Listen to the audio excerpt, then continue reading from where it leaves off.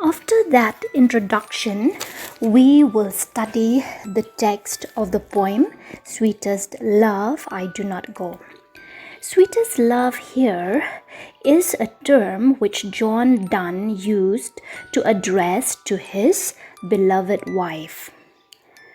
Sweetest loved, I do not go for weariness of thee, nor in hope the world can show a fitter love for me. But since that I must die at last, 'tis best to use myself in jest, thus by feigned deaths to die. That is the first verse. In this first verse, John Donne explained to his wife that he is not going away because he is tired of her. He is not going away because of weariness of her, nor in hope the world can show a fitter love for me. He is not going in search for a better love or a fitter love. So, first of all, John Donne assured her of the motives of his journey. He is going not in search for another woman, but he is going on a necessary journey. He is not tired of her at all, but he has to go since the situation requires. Then he said, but since that I must die at last, 'tis best to use myself in jest, thus by feigned deaths to die.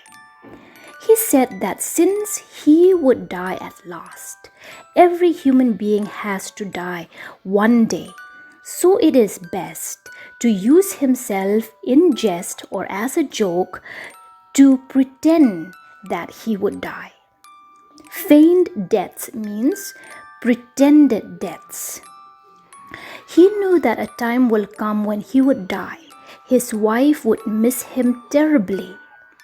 So, in order to make that easier for her later on, it is good that he would go away for a short time.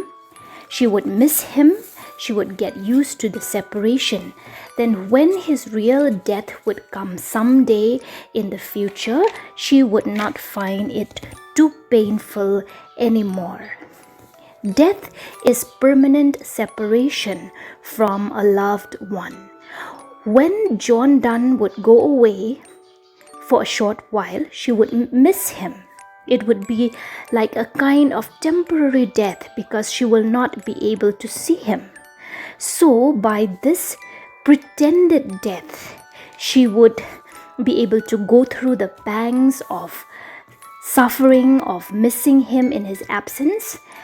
She would get used to it, and then when the real death comes, it will not be so difficult. All must die one day. He too will die one day, and his death would be a great shock to her. So she must prepare herself for it.